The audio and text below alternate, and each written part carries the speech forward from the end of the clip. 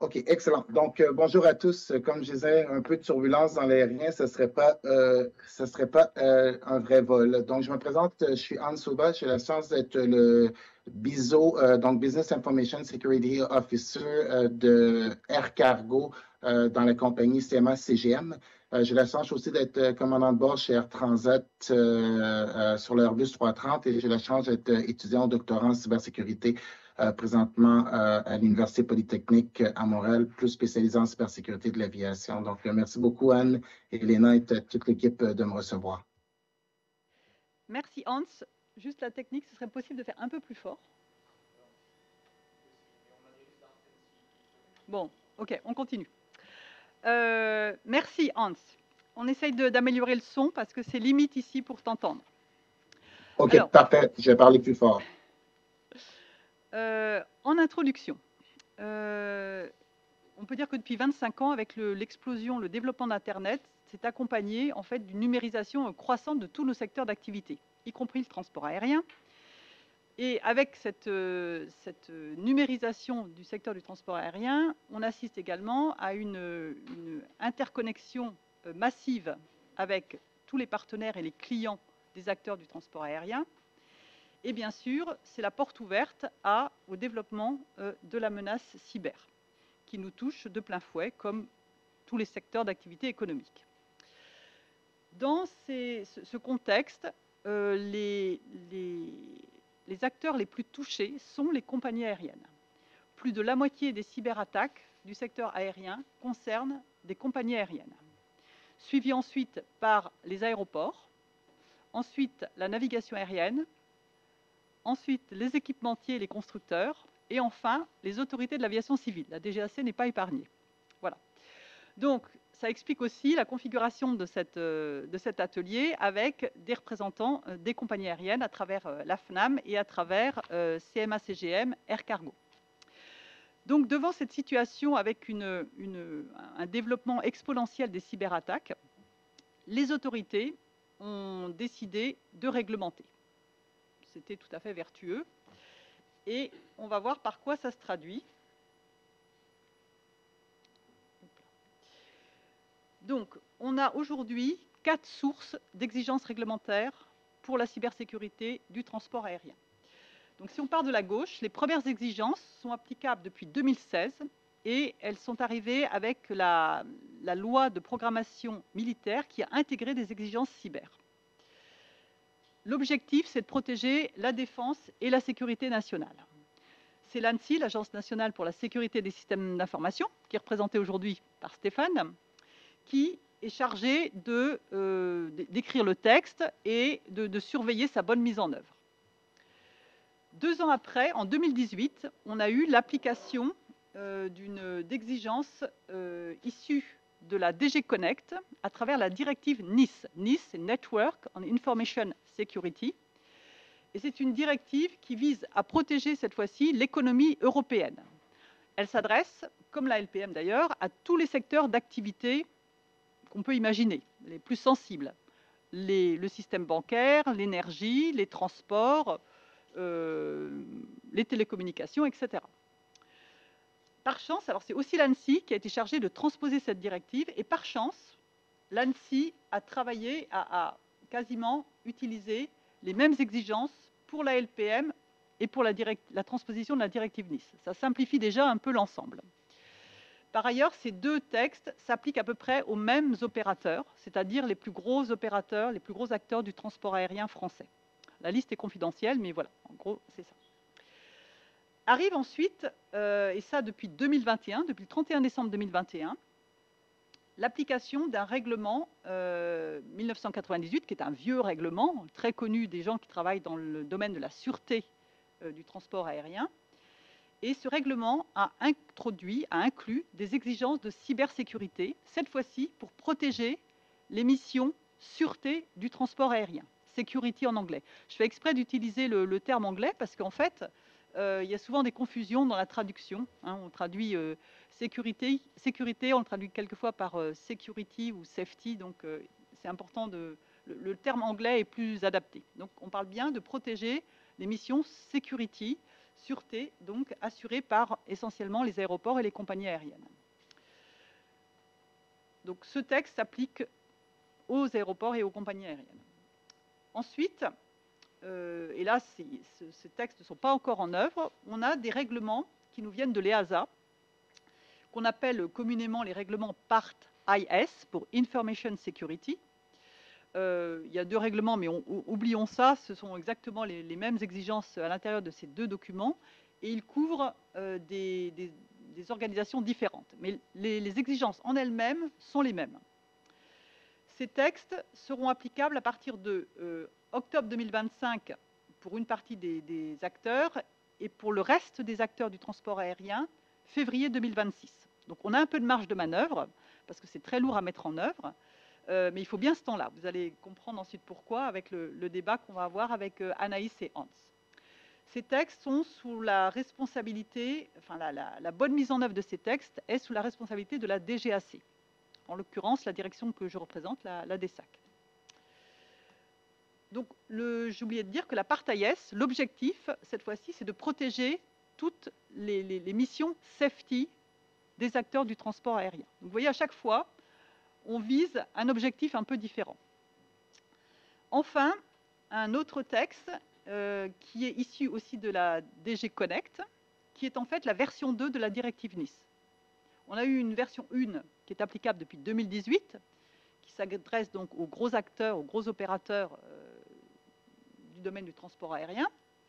Et la deuxième directive Nice, qui est déjà publiée, qui doit être transposée maintenant dans le droit français, sera applicable à partir de fin 2024, novembre 2024. Et c'est l'ANSSI qui a la responsabilité de la transposer dans le droit français. Cette directive, comme je l'ai dit, comme la première version, elle vise à protéger l'économie européenne, avant tout. La grosse différence avec la V1, c'est qu'elle va s'adresser à beaucoup plus d'acteurs. La V1 visait une poignée d'acteurs, une vingtaine en gros, pour le transport aérien. Là, la réflexion est encore en cours et on n'a pas encore le nom de ceux qui vont être concernés, mais elle va toucher des PME, parce qu'on s'aperçoit que souvent, les PME sont moins bien protégées que les grosses entreprises, et qu'une bonne manière de déstabiliser et de porter atteinte à une grosse entreprise, c'est de passer par la PME qui va être son sous-traitant, qui va travailler pour elle, par exemple. Donc ouais, ce panorama de la réglementation vous montre quelque chose de complexe, de très dense, avec des exigences qui se chevauchent, qui se superposent, qui n'ont pas tout à fait la même finalité. On parle de défense, sécurité nationale, d'économie, de security, de safety, mais in fine, ça va toucher les mêmes systèmes d'information. Donc vous voyez que c'est très complexe pour ceux qui vont avoir à les mettre en œuvre. Et on passe à ce second schéma qui montre bien la complexité des choses. Voici tous les acteurs qui sont concernés par ces réglementations. Donc, par la loi de programmation militaire, par la directive Nice, les directives Nice, puisque la deuxième version va arriver, par le règlement Security, sûreté, et enfin par les règlements PART-IS qui visent la safety, à protéger la safety. Donc, on voit bien ceux qui sont concernés, ce sont les constructeurs d'aéronefs, les ateliers de maintenance, les centres de maintien de navigabilité, les opérateurs de travail aérien, les centres de formation pilote, les centres de simulateurs de vol pour les pilotes, les centres de formation contrôleurs aériens, les centres aéromédicaux pour les pilotes et les contrôleurs aériens, les prestataires de services U-Space, donc ça concerne les drones, et il n'en existe pas encore en France, mais ça va arriver. Et ça concerne aussi bientôt les assistants en escale. Le règlement est en préparation, et ça s'adresse également aux autorités de surveillance comme la DGAC. Donc vous voyez, le périmètre, enfin les acteurs concernés est très large, et vous remarquerez que certains, compagnies aériennes et aéroports par exemple, peuvent être concernés par tous ces textes. Et je répète, qui se chevauchent, qui se superposent. Donc c'est quand même une situation assez complexe. Voilà. Je pense que c'est tout pour l'introduction. Je vais passer la parole à Anaïs. Anne, quand on a commencé à préparer l'atelier, Anne m'a dit ce serait bien qu'on parle de l'opportunité pour les acteurs d'avoir une réglementation cybersécurité. Et honnêtement, enfin, je ne sais pas un peu comment vous vous placez, mais la plupart du temps, la réglementation, c'est plus une contrainte qu'une opportunité. Donc, on se pose 2 minutes et on réfléchit. Moi, j'étais en compagnie aérienne il y a 4 ans encore. Et la cybersécurité pour les opérationnels il y a 4 ans, c'est le service informatique qui nous demande de changer régulièrement le mot de passe de l'ordinateur et on a un VPN pour se connecter quand on n'est pas sur site. Ça se limitait à ça globalement, du point de vue, encore une fois, opérationnel. Euh, à ce titre-là, donc on a vu qu'il y a certaines réglementations qui sont applicables. Il y a les gros acteurs, on va dire, du transport aérien qui sont réglementés depuis plusieurs années, les constructeurs, une compagnie aérienne un peu connue, un gros aéroport, en tout cas un gros exploitant d'aéroport. Mais les autres compagnies, les autres aéroports étaient, je pense, très loin d'être là suffisamment protégés face à la menace grandissante.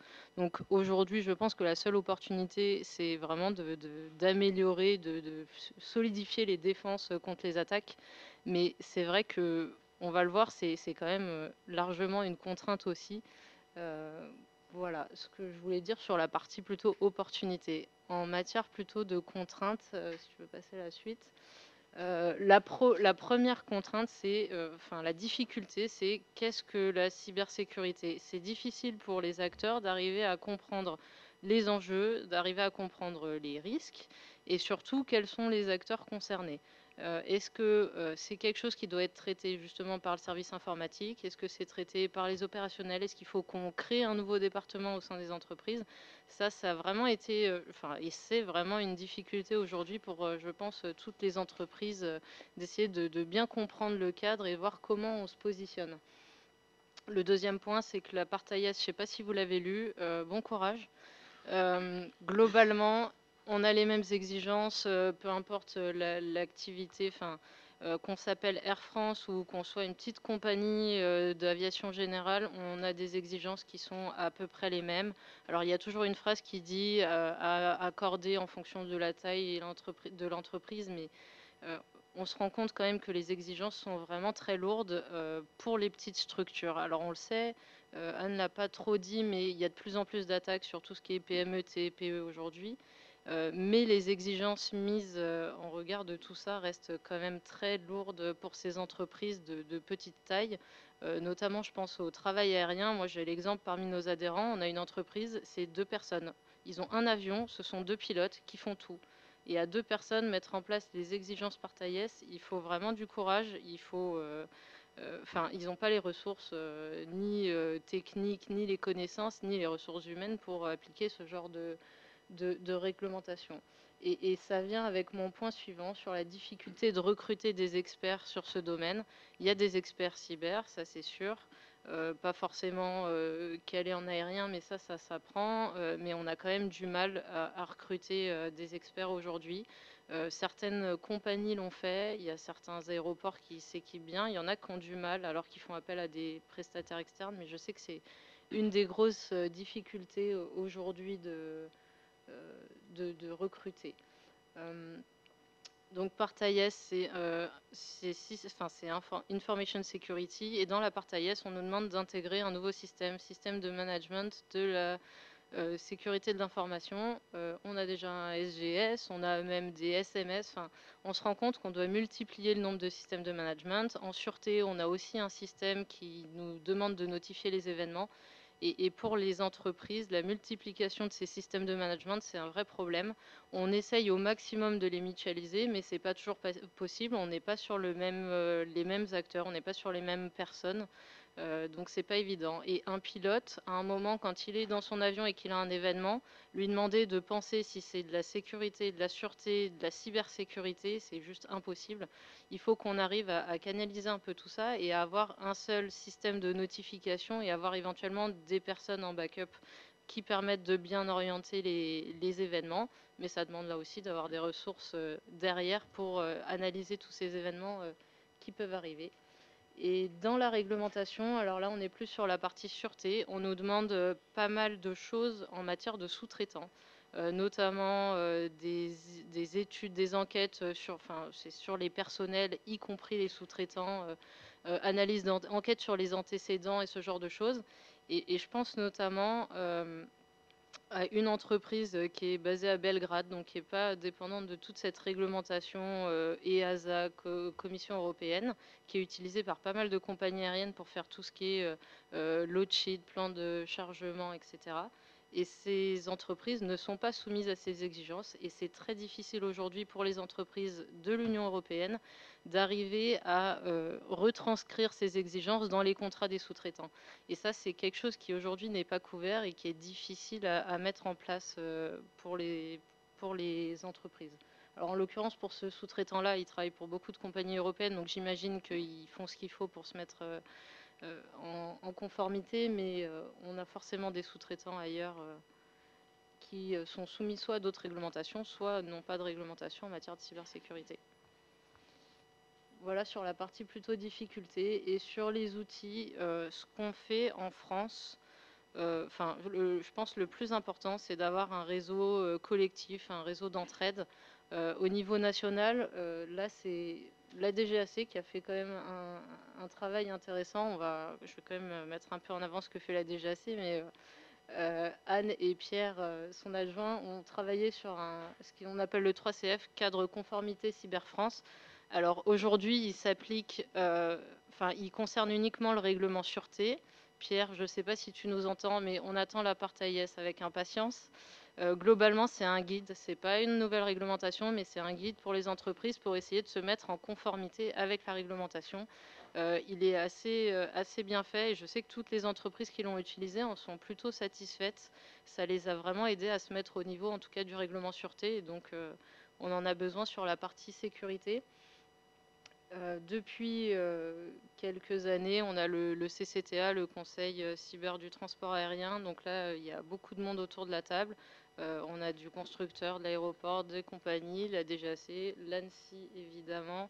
Ça permet de faire l'état de la menace, de voir un peu les projets qu'on peut mettre en avant avec différentes entités. Il y a une entité qui traite tout ce qui est menaces et impact. Avec des études, qu'est-ce qui se passe s'il y a une attaque sur les EFB, les Electronic Flyback, qu'est-ce qui se passe si on attaque la DSNA. On a pas mal de menaces, de scénarios qui sont étudiés, voir ce qu'on peut mettre en place pour essayer de réduire les risques au maximum. On a un comité qui traite plus la réglementation, donc on a bien travaillé sur nos réponses à l'EASA, sur tout ce qui est partaillesse et amendement. Et AMC, voilà, qui ont été plus ou moins prises en compte par l'EASA, mais ça c'est un autre débat. Anne s'arrache les cheveux sur ce sujet-là. Et surtout, moi, ce que j'ai trouvé très intéressant, c'est qu'au sein du CCTA, on a fait déjà 2 exercices de coordination de crise. L'idée n'étant pas de substituer aux exercices de crise des entreprises. Chaque entreprise a ses processus, etc. Mais c'est plutôt de voir comment on se coordonne. C'est-à-dire que demain, on a une attaque de la DSNA. Désolé, en fait, Stéphane est un ancien de la DSNA, il est à côté de moi, donc c'est mon exemple facile. Mais demain, le contrôle aérien est attaqué. Comment on informe les compagnies, tous les acteurs qui peuvent être impactés par ces attaques? Jusque-là, toutes les crises qu'on peut avoir, c'est des crises très identifiées entreprise par entreprise. Mais la cyber, quand une entreprise est attaquée, ça peut avoir des conséquences sur toutes les entreprises qui sont liées de manière informatique. On l'a vu notamment l'hiver dernier, Jebsen a été attaqué. Les compagnies aériennes qui ont leur plan de vol et leur cartographie sur Jebsen n'avaient plus de moyens. Voilà. Donc c'est comment on se coordonne au niveau français pour, identifier qu'il y a une crise et 2, mettre en place ce qu'il faut pour pour limiter au maximum la crise et essayer que ça se répande. Et au sein de la FNAM, parce que je vais quand même un petit peu vendre ce qu'on fait nous en interne, on a un groupe de travail spécifique compagnie aérienne, j'y reviendrai juste après. Et comme l'a dit Anne, dans la part AIS, on a les acteurs du travail aérien et des acteurs privés qui doivent mettre en place les exigences. Et avec la DGAC, alors l'EASA permet de non pas s'exempter de la part AIS, mais au moins d'avoir une part AIS très réduite si on arrive à prouver qu'on est un acteur à faible risque, etc. Et on va mettre en place, on n'a pas encore commencé les travaux, mais des ateliers pour essayer d'avoir une sorte de formulaire d'analyse de risque, quelque chose d'assez assez macro. Chaque entreprise devra se l'approprier. pas pourra, mais devra se l'approprier. On ne peut pas faire le travail pour toutes les entreprises, mais essayer d'avoir un cadre qu'ils pourront utiliser, parce que comme je l'ai dit, ce sont des entreprises de petite taille et qui n'ont pas les ressources en interne pour pouvoir mettre en œuvre toutes ces exigences. Voilà. Et sur le groupe de travail plutôt compagnie aérienne, là l'idée, enfin c'est un gros groupe de travail. C'est pas moi qui m'en occupe, c'est Diane qui pouvait pas être là aujourd'hui, mais l'idée c'est vraiment d'établir une cartographie de risques commune. Là encore, chaque entreprise ensuite se l'approprie, mais essayer d'avoir un cadre. L'idée étant à plusieurs, on n'a pas les mêmes idées, on ne voit pas les mêmes risques et ça permettait d'avoir vraiment une vision beaucoup plus macro et d'essayer de ne pas oublier de risques. Grâce à une méthode qui est un peu différente de la méthode cartographie des risques qu'on a en sécurité, mais qui s'en rapproche quand même, qui s'appelle le EBIOS Risk Manager. Donc l'idée, c'est vraiment de partir de la réglementation, d'essayer de voir un peu les exigences, un socle sécurité un peu solide. Et je ne sais pas si je l'ai mis après, Anne, ça. Et derrière, on essaye de voir des scénarios d'attaque, de voir les buts des attaques et de voir ce qu'on met en place pour, comme barrière pour éviter que l'attaque arrive à son but. Donc il y a 5 ateliers. Le premier, c'est vraiment de définir les événements redoutés qu'on connaît en cartographie des risques sécurité, avec à chaque fois un niveau de gravité. La deuxième partie, sources de risque, donc c'est là qu'on va essayer d'identifier les sources de risque, les objectifs. Est-ce que l'objectif c'est une demande de rançon? Est-ce que l'objectif c'est de récupérer des données? Est-ce que l'objectif c'est vraiment une attaque ciblée, transport aérien, et là pour plutôt vertu, on va dire attentat derrière terroriste? Voilà. Et suite à ça, donc atelier 3 et 4, on définit les scénarios, alors de manière très macro au début, puis après on vient vraiment plus dans l'opérationnel. Et enfin, c'est le traitement du risque, donc voir un peu les barrières qu'on peut mettre en place, voir comment on fait en sorte que le risque soit, en tout cas la menace soit diminuée et qu'on arrive à quelque chose d'acceptable, en tout cas un niveau de risque acceptable. Voilà de mon côté. Merci beaucoup. Merci Anaïs. Je vous propose qu'on enchaîne avec Hans et puis ensuite gardez bien vos questions au chaud et on vous écoutera après. Donc Hans, la parole est à toi. Donc, bonjour à tous. Merci de me recevoir. Merci beaucoup, Anaïs. Très belle et très bonne présentation. Donc, de mon côté, je voulais aborder quelques sujets que vous allez voir qui sont quand même complémentaires à beaucoup d'informations qui ont paru dans la présentation d'Anaïs. Je pense que lorsque la cybersécurité a fait son entrée dans l'aviation, ça a fait un peu le même effet que la sécurité aérienne qui a fait son entrée en aviation lorsqu'on a décidé en entreprise, en industrie, de devoir remonter le niveau pour tous. Je me rappelle les premières fois qu'on commençait à entendre de cybersécurité, qu'on parlait de certains standards comme ISO 27001, l'arrivée du 3CF, l'IASA Part AS. Au départ, la cybersécurité pouvait même être parue comme un avantage concurrentiel.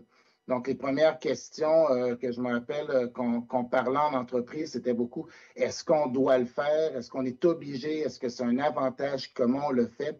Donc, on s'en allait vers ça. Lorsque la Part AS est arrivée avec l'IASA, d'une certaine façon, ça a facilité les choses en disant c'est obligatoire et on doit se conformer.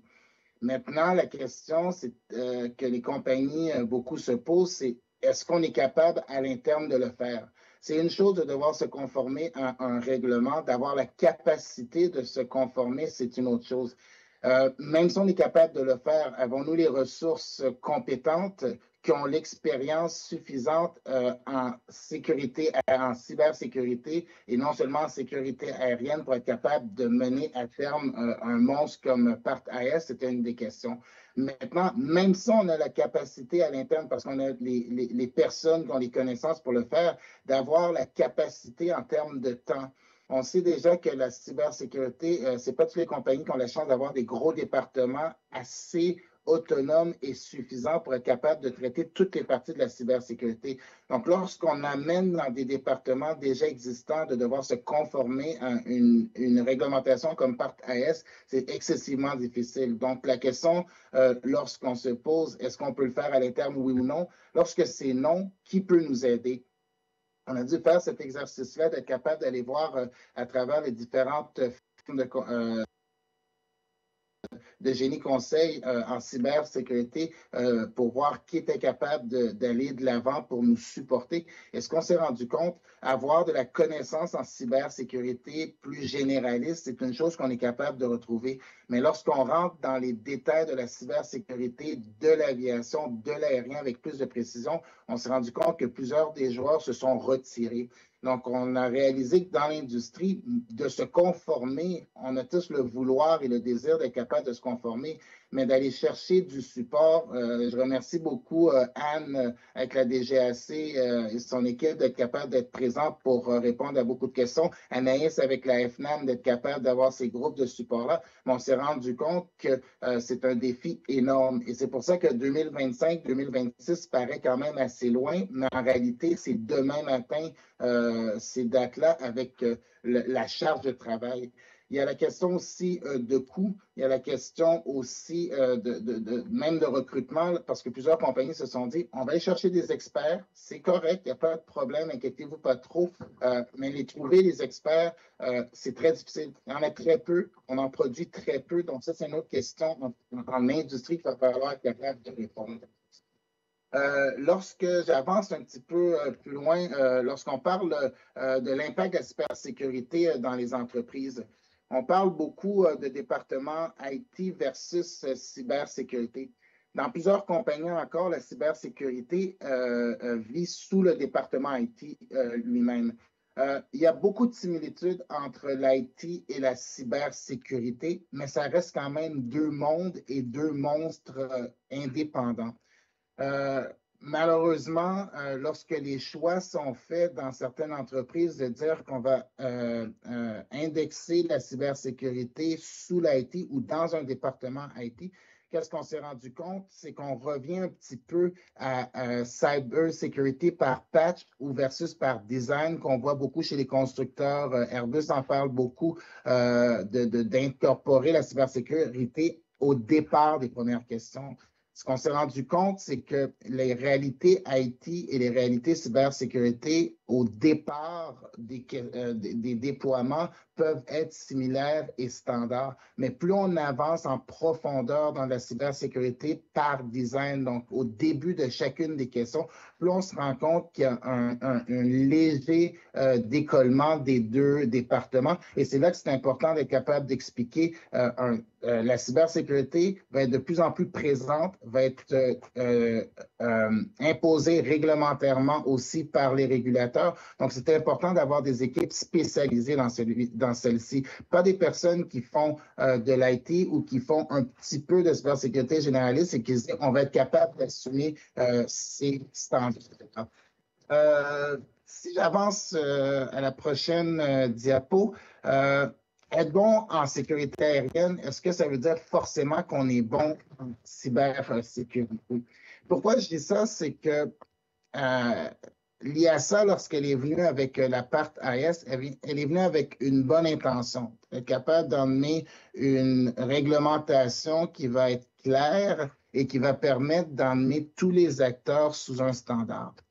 Lorsqu'on est dans l'industrie, PNAS s'en parlait un petit peu plus tôt, il y a certaines compagnies qui ont un énorme département de cybersécurité, plus d'une centaine de personnes, même plus grosses. Malheureusement, il y a d'autres compagnies que la cybersécurité, c'est un des rôles que des personnes jouent. Lorsqu'on parle avec l'exemple de 2 pilotes, un avion, c'est quelque chose qu'on voit régulièrement dans l'aviation, des plus petites équipes. Donc, la capacité en elle-même d'amener une cybersécurité d'un standard comme celle-ci à terme, c'est des fois un défi qui surpasse la capacité et des gens qui vont le faire.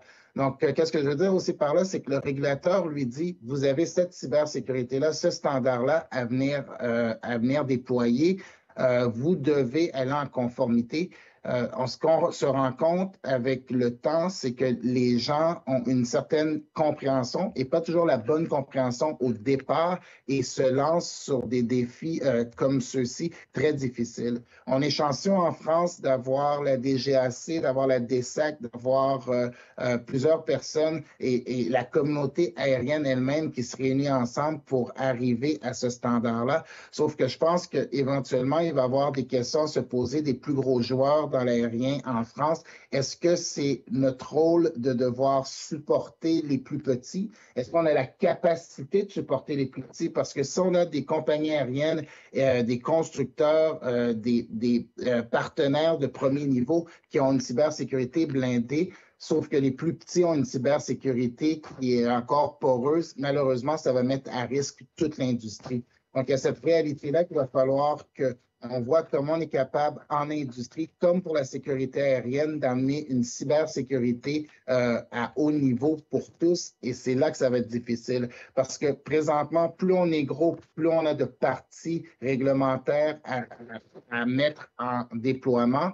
Mais malheureusement, on fait affaire avec toutes sortes de partenaires. Dans la cybersécurité, on commence à voir la réalité des contrats, quelles clauses que vous mettez dans vos contrats cyber, qu'est-ce que vous faites avec vos partenaires. Et plus on se rend compte avec les third-party partenaires qu'on voit dans l'industrie, c'est que même s'ils voudraient se conformer, souvent, ils n'en ont pas la capacité. Donc, le choix de se poser, est-ce qu'on fait affaire, oui ou non, avec cette partie, ce partenaire-là, parce qu'il a le standard ou parce qu'il n'a pas de standard, c'est des questions énormes de risques qui reposent sur plusieurs personnes. Lorsqu'on explique ça au conseil d'administration ou aux gestionnaires, de dire, mais oui, tu peux faire affaire avec ce partenaire-là. Malheureusement, il est à risque. La description du risque et des impacts, c'est quelque chose qu'on doit, nous, comme personnes de cybersécurité, s'assurer de bien vulgariser et de donner les bonnes compréhensions et les bons outils pour les bonnes prises de décision. Si on va un petit peu à la prochaine diapo, donc, comment rapporter ce qu'on ne voit pas? Donc, on parle beaucoup de SMS et maintenant de ISMS. On sait qu'un SMS, un bon SMS qui fonctionne bien est une charge de travail énorme. Vous en parlerez à Elena chez CMA CGM. Même si on est une plus petite compagnie, le travail est là pour faire un bon travail de qualité minutieux. Ça demande beaucoup de temps, beaucoup d'énergie. Maintenant, on arrive vers un ISMS. On sait que la base du SMS, c'est le recueil de données, d'informations, puis d'être capable de le traiter et de le déployer. Maintenant, dans le ISMS, on va commencer à parler de cybersécurité encore plus avancée. Je décris souvent la cybersécurité en 3 niveaux. Le premier niveau, le fameux niveau des mots de passe, de la bonne gouvernance, donc de la protection des données, des transferts, des sites web. C'est souvent la cybersécurité qui est la plus visible, celle que tout le monde fait. Je m'en excuse pour les termes, mais souvent celle qui est la plus irritante pour tous. Moi, comme membre d'équipage, lorsque j'en parle à mes collègues, la cybersécurité, c'est aussi désagréable qu'être pris dans un line-up pour le décollage à Paris, où est-ce qu'on est numéro 10, 15 et puis qu'on est serré sur l'horaire. Ça a le même impact. Donc, déjà, la perception de la cybersécurité au sein des parties prenantes, c'est un travail qu'il va falloir faire de groupe pour être capable de la montrer comme un investissement, comme un atout et non comme un irritant. Mais maintenant, on passe à la deuxième niveau de cybersécurité, donc toutes les applications plus dites aviation. Donc, on parle souvent de ces e-crew, flight planning. On a parlé de GPS, de JPSN, désolé, tout à l'heure, et on a vu la vulnérabilité et la dépendance qu'on avait à certaines de ces applications-là dans nos opérations et le niveau de cybersécurité. Donc, on s'est rendu compte, je pense, avec JPSN aussi l'an dernier, au mois de novembre, lorsque l'attaque est arrivée, à quel point toutes les parties étaient interreliées et tissées. Et lorsqu'une attaque arrivait, le peu de pouvoir d'action qu'on avait et la difficulté aussi à retourner au plan d'affaires, donc à faire le business continuity plan. Donc, c'est pour ça que j'ai dans le deuxième niveau de cybersécurité d'être allé plus loin avec nos partenaires, d'être allé plus loin dans les applications d'aviation, qui souvent, on n'a pas beaucoup de choix sur le marché. Et lorsqu'on rentre la cybersécurité, la réponse qu'on avait, c'était vous allez pouvoir le voir à la prochaine mise à jour. Donc, ça, c'est quelque chose que déjà, je trouve que pas assez de compagnies le font. Et lorsqu'on vient à la troisième partie de la cybersécurité, celle que j'appelle les systèmes embarqués, donc la cybersécurité, les cyberattaques, les pilotes qui devraient vous les rapporter, pour beaucoup, n'ont même pas encore d'idée ou de compréhension de l'étendue de ces attaques-là. Donc, je pense que c'est pour ça qu'on a encore du chemin à faire par rapport à un ISMS de formation, de sensibilisation, si on veut être capable de le déployer et de l'acheter. Et je me permets une petite minute pour ma dernière slide. La fameuse question cyberattaque, qu'elle soit soupçonnée ou confirmée, c'est un élément.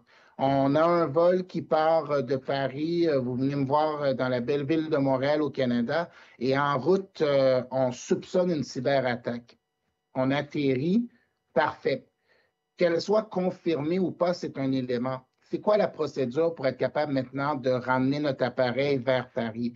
Est-ce que déjà on a une perte de navigabilité ou du certificat de navigabilité de l'appareil parce qu'on soupçonne une cyberattaque? Si oui ou non, qui peut nous donner l'autorité de revenir? Est-ce que c'est le constructeur? Est-ce que c'est le régulateur? Et si oui, comment on le fait? Est-ce qu'on doit passer peut-être par une partie indépendante qui va être capable de faire ça? C'est les questions auxquelles on va devoir faire face dans un futur rapproché avec vous tous qui êtes à table, avec Anne, avec Anaïs, mais il va falloir le faire rapidement parce qu'on voit des cyberattaques à tous les jours sur nos systèmes comme les sites web, les différents éléments, mais je peux vous garantir que les attaquants, les hackers s'en viennent vers nos postes de pilotage, vers les avions et on doit se préparer. Mon équipe, je suis très sûr qu'on va être capable d'atterrir en toute sécurité. Merci. Merci Hans. En effet, vous voyez qu'on a ouvert avec la présentation de Hans et de Anaïs, on a ouvert le problème. Réglementation, un peu réducteur, et on s'aperçoit de tout le travail qu'il y a à faire, pas seulement pour mettre en place cette réglementation, qui est une opportunité quand même pour démarrer quelque chose pour pas mal d'entreprises, comme tu l'as dit Anaïs, mais aussi maintenant aller bien plus loin avec les questions à travers l'atelier que mène la FNAM, par exemple, c'est de réfléchir tous ensemble, compagnie aérienne autour de la table, brainstormer pour arriver à voir où sont réellement les risques, quelles sont les fonctions que je dois protéger et où sont les risques et comment me protéger vis-à-vis de ces risques. Et puis comme le présente aussi Hans là, c'est finalement, il faut que ça arrive maintenant jusqu'à la conscience du bout de la chaîne, le pilote. Quand il lui arrive quelque chose à bord, est-ce qu'il ne réagira pas de la même manière si c'est une panne que si c'est une cyberattaque? Et au départ, peut-être qu'il ne va pas savoir si c'est une panne ou une cyberattaque. Et donc, la manière d'agir va être différente. Et c'est le problème de tous les opérateurs. Dans la navigation aérienne, c'est pareil. Voilà, dans plein de domaines, c'est... Voilà. Donc, moi, j'aimerais ouvrir la parole avec vous et que vous n'hésitiez pas à poser vos questions, à faire un commentaire, à nous provoquer. Allez-y. Alors, qui ouvre le bal?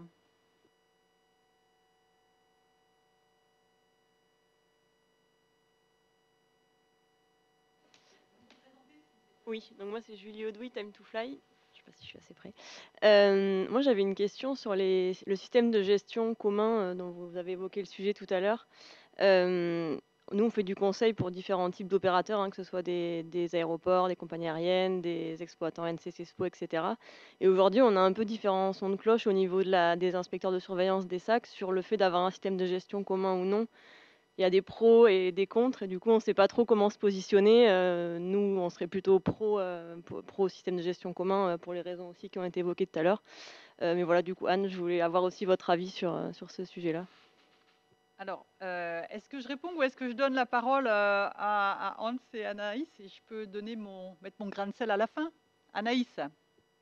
Non, alors, c'est une vraie question et moi, je suis un peu comme toi, Julie. Je pense que un système de management commun, c'est peut-être plus simple d'utiliser l'existant et d'intégrer la cyber. Toujours la difficulté étant que les experts cyber sont peut-être pas au fait du système de management. Mais en plus, ce que tu ouvres, c'est une des difficultés que j'ai pas. Je vais un peu en rajouter pour Anne. On n'a pas abordé du tout non plus la difficulté de la surveillance. Aujourd'hui, on a la DSAC qui audite la sécurité aérienne au sens vraiment vol. On a OSAC qui est ici, qui s'occupe plus de tout ce qui est maintenance. Donc on a déjà des choses différentes. On a aussi quelqu'un d'autre de la DSAC qui vient auditer la sûreté. Et la question, c'est qui audite la cybersécurité? Est-ce que c'est chacun de ces inspecteurs-là qui audite la cybersécurité qui le concerne? Ou est-ce que la DGAC va décider de créer encore un dernier... un quatrième pilier d'audit, voilà. Mais moi, je pense qu'en termes de système de management, on a tout intérêt à l'intégrer, mais c'est pas forcément facile, je pense, pour toutes les entreprises aujourd'hui. Alors, merci Anaïs. Hans, est-ce que tu peux me donner ton Julie, avis? Oui, excellente question. Je pense qu'en termes de facilité, ça serait beaucoup plus facile, oui, sûrement d'avoir un seul système SMS et ISMS mis sous le même volet pour être capable. Maintenant, on voit déjà que le système SMS génère énormément de rapports et de données maintenant qui fonctionnent bien. Ma peur que j'ai par rapport au système ISMS, je prends juste l'impact de Jeppesen et de la cyberattaque qui est arrivée le 1er novembre 2022. On est présentement le 12 octobre 2023, on est presque un an après. On n'a encore pas reçu certains des logs de Boeing. On n'a pas encore été capable de faire le forensic, la fameuse enquête pour être capable de comprendre comment ça s'est passé, pourquoi ça s'est passé. Et on a beaucoup de réticence en termes de peur de se faire poursuivre lorsqu'on vient par rapport aux informations cyber, par rapport aux enquêtes, donc par rapport à la responsabilité. Donc, lorsqu'on va emmener tout ça dans un ISMS, à l'intérieur d'un SMS, ma peur serait peut-être que l'incompréhension de la cyber actuelle présentement avec le type d'information qu'on va pouvoir rapporter le temps que la maturité de l'industrie arrive pourrait venir compromettre la sécurité aérienne et faire qu'on passe à côté de l'information. Donc, il y aurait cette question-là d'être capable de voir comment on va être capable d'intégrer une nouvelle réalité, des nouvelles données, de ne pas inonder aussi un SMS pour passer à côté de quelque chose. Donc, j'ai un peu de peur par rapport à ça et je pense peut-être qu'il faudrait les garder séparés au départ jusqu'à ce que la maturité arrive. Merci Hans. C'est intéressant parce qu'on a tous des points de vue un petit peu différents qui ne s'opposent pas. Donc moi, je vais vous apporter notre point de vue au niveau de la DSAC. Mais j'entends bien, Hans, ce que tu dis, et on a préparé un peu cet échange. Et en fait, voilà, Hans m'a un peu perturbé, voilà, donc c'est très bien. Et c'est bien, ça nous fait réfléchir et on progresse. Alors, avant de parler avec Hans, voilà, notre idée, je rejoins le point de vue de Anaïs, à savoir déjà une chose. Quand on regarde les exigences d'un ISMS et celles d'un SMS, on retrouve les mêmes rubriques.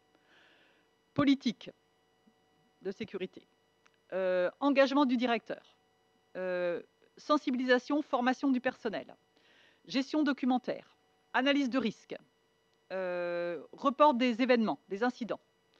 J'en oublie, mais voilà, on retrouve quand même amélioration continue, etc. Bon, on retrouve les mêmes items. Hein, c'est comme un système qualité, comme la norme ISO 9001. Bon.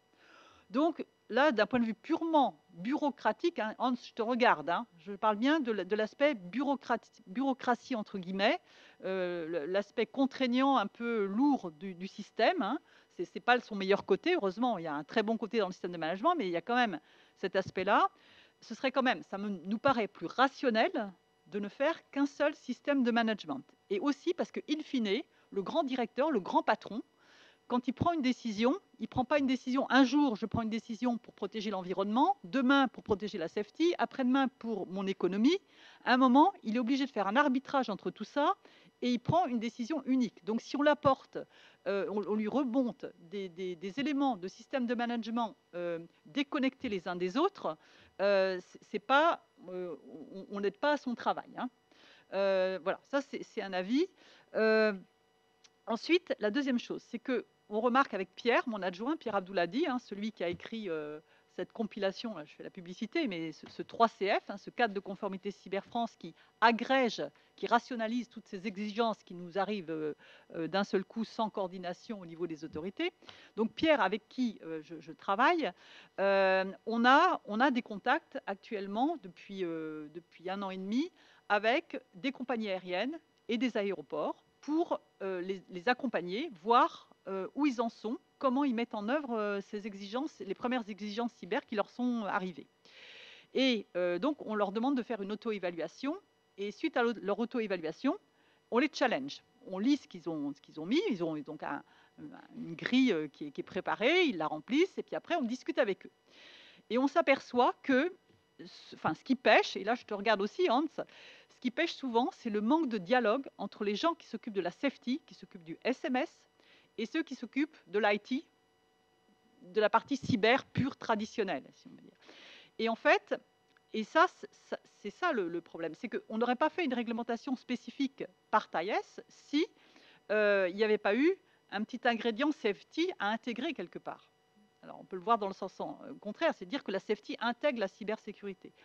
Et en tout cas, le manque de communication entre les gens responsables de la cyber pure et ceux de la safety, pour nous, ou de la sécurité d'ailleurs, c'est un problème. Parce qu'en fait, les gens de la safety, de la sécurité, ils ne comprennent pas trop les aspects cyber. En fait, ils regardent ça d'un peu loin.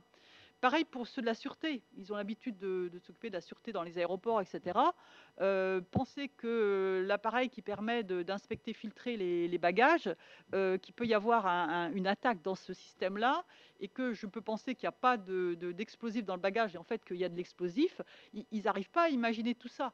Donc il y a un manque de communication, et nous, on pense que de faire un système intégré, ça obligera entre autres, les gens à se parler et à travailler ensemble. Alors c'est sûr, c'est du travail supplémentaire. Hein. J'entends bien aussi ce que Hans disait, que voilà, ça nécessite de trouver des gens compétents qui vont travailler dessus. Et ça nécessite aussi pas seulement d'amener des gens nouveaux compétents, des nouvelles compétences cyber pures, mais aussi que les gens de la safety améliorent leurs compétences et intègrent la cybersécurité.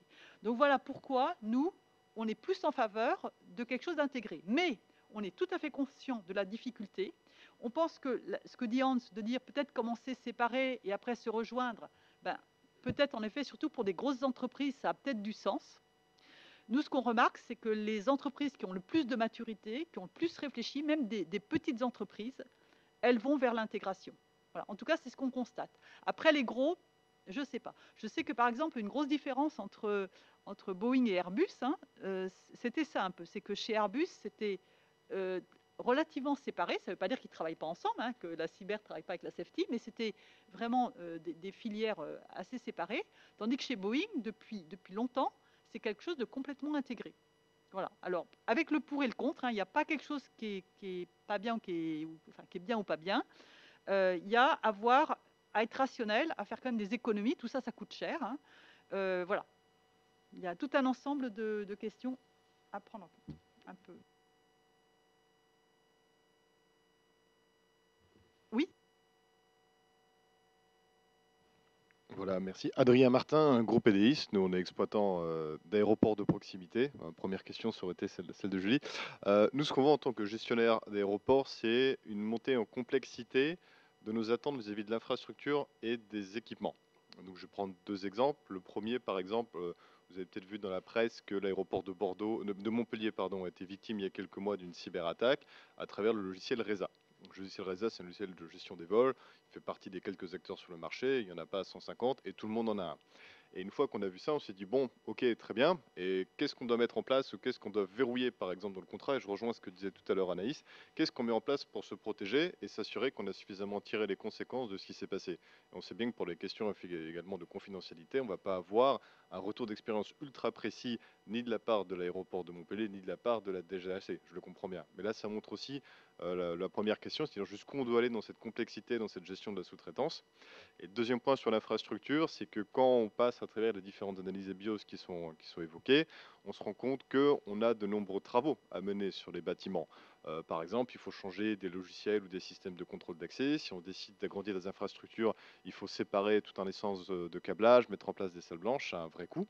La question, c'est jusqu'où on doit aller entre d'un côté des surcoûts qui nous assurent d'être absolument risque zéro, et de l'autre côté, pas de surcoût, mais si on ne fait rien, un, on n'est pas conforme, et puis deux, on s'expose à des risques en termes de cyber. Voilà, donc ça fait partie des sujets où nous, en tout cas en tant que gestionnaire d'aérodrome, on n'est pas forcément très à l'aise, et on ne sait pas exactement où mettre le curseur à l'heure actuelle. Ok. Alors, la première question, on pourrait la reformuler peut-être, je comprends, c'est la gestion de la sous-traitance en fait. Hein. Montpellier, donc voilà, il y a eu une attaque sur une application qui est fournie par un fournisseur. C'est ça, hein, voilà, bon, ok. Donc là, je sais pas, je vais peut-être prendre un peu la question, mais enfin, je vais commencer en tout cas à répondre quelque chose, et peut-être que Hans et Anaïs, vous pourrez compléter si vous avez des idées. La gestion de la sous-traitance, c'est hyper délicat et c'est vrai qu'en ce moment, on n'est pas très bien armé pour ça. On n'a pas. La réglementation prévoit, il y a une exigence qui est de gérer ses sous-traitants, c'est-à-dire de répercuter sur ses sous-traitants des exigences de cybersécurité. C'est facile à écrire, c'est beaucoup plus compliqué à faire. Hein. Écrire dans un contrat que, voilà, est-ce que vous pourriez, appliquer ceci, cela, déjà, bon, le coût du contrat va être en conséquence. Hein.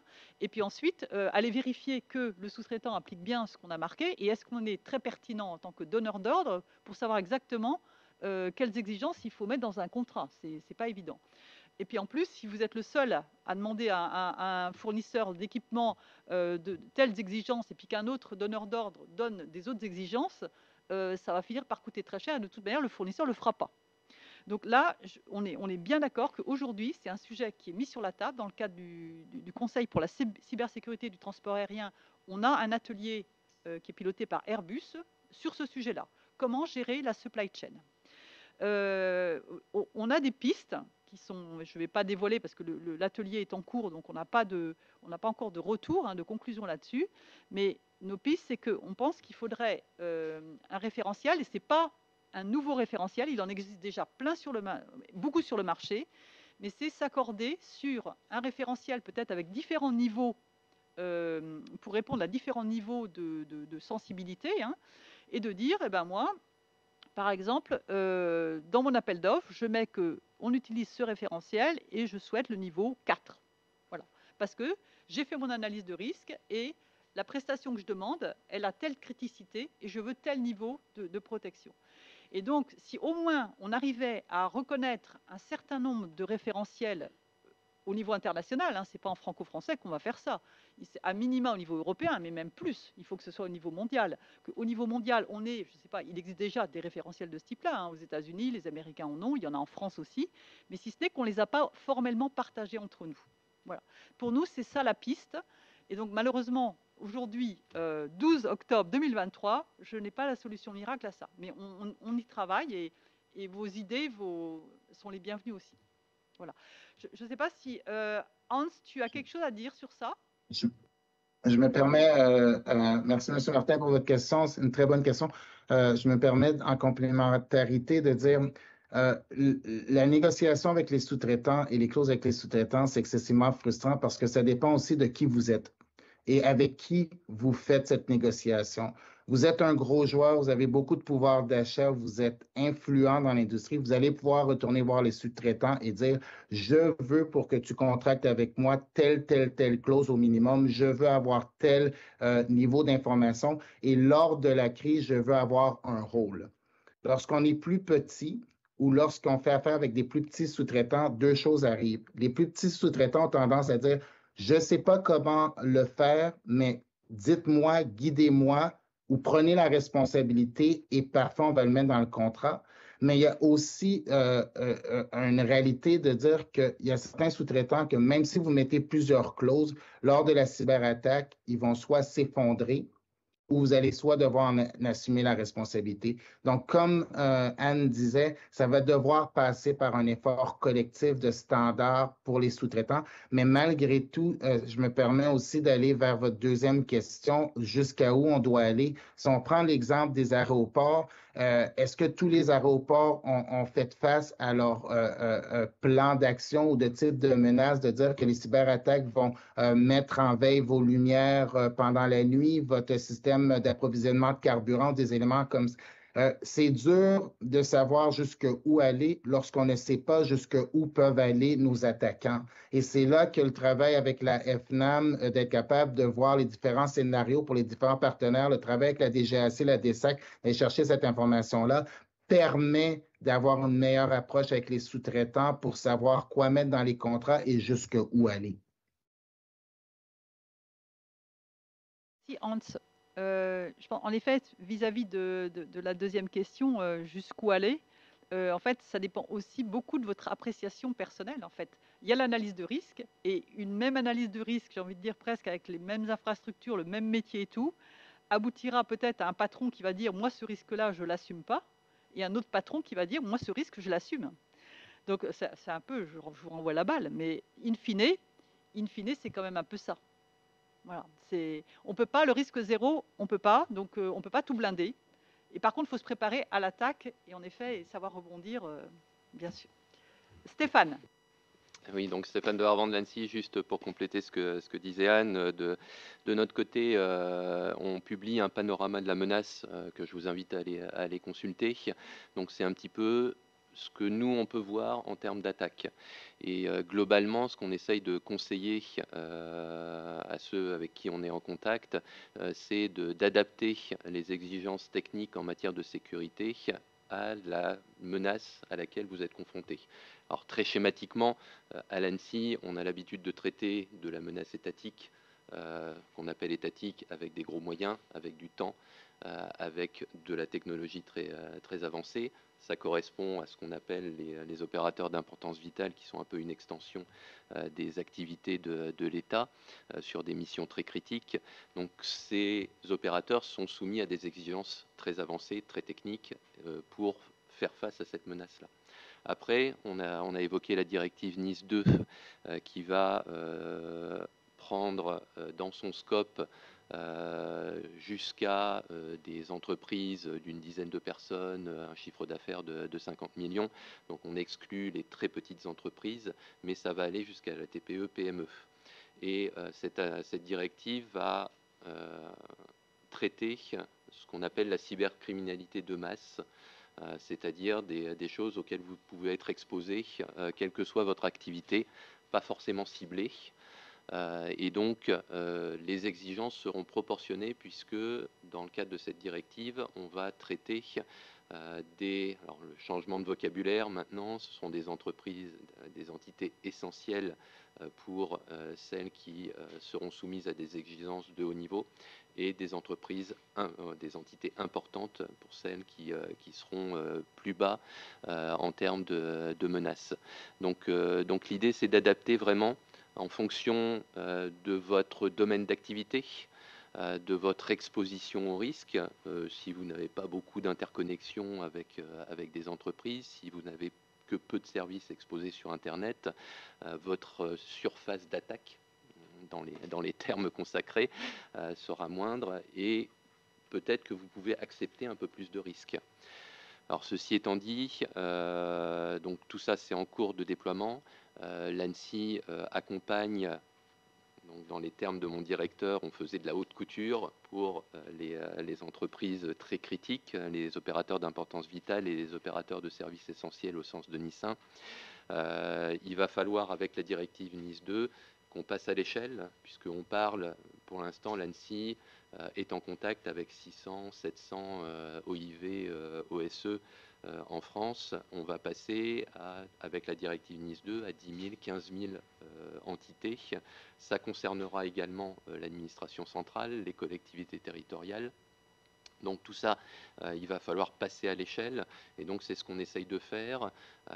On a déjà beaucoup de guides qui sont disponibles sur le site de l'ANSSI, et en particulier un guide pour les TPE, PME. Pour des entreprises un peu plus matures, les exigences à mettre en place en priorité. Donc on essaye d'accompagner toutes ces entités-là, et on essaye de développer aussi tout un écosystème d'aidants, de prestataires de services de cybersécurité. Certains sont qualifiés, donc avec un niveau d'exigence qui est certifié par l'ANSSI, donc un niveau de confiance dans les prestations qui sont délivrées. Et on a toute une chaîne d'aidants voire de relais. Et c'est dans ce cadre-là aussi qu'on a une très belle coopération dans le cadre du CCTA avec la DGAC, puisque les ministères et leurs directions métiers, on essaye de travailler dans la mesure du possible avec eux pour démultiplier l'action de l'ANSSI, puisque ce sont les directions métiers des ministères qui, et en particulier leurs autorités métiers, qui sont en contact direct, beaucoup plus fréquent que nous on peut l'être, avec tous les acteurs de la chaîne. Donc l'idée effectivement, et la directive le mentionne, la supply chain, et pour paraphraser là cette fois mon sous-directeur, l'ANSSI on enlève un petit peu nos œillères parce qu'on va étendre le nombre de secteurs qui vont être concernés par la directive NIS 2. On va traiter des secteurs qu'on connaissait beaucoup moins bien, comme la fabrication. Et là, certaines entreprises peuvent se retrouver soumises à la directive NIS 2 de par certaines activités qui sont prises en compte dans la directive NIS 2. Et puis, on va essayer d'être un peu moins myope, puisque, comme je le disais, on traitait jusqu'à présent des opérateurs, des grandes entreprises ou des grands opérateurs critiques, et on va essayer d'accompagner un peu plus d'entités. Peut-être pas, alors ça sera plus du prêt-à-porter, peut-être moins des interactions directes, puisque l'ANSSI n'a pas les capacités en matière de RH pour accompagner autant d'entités.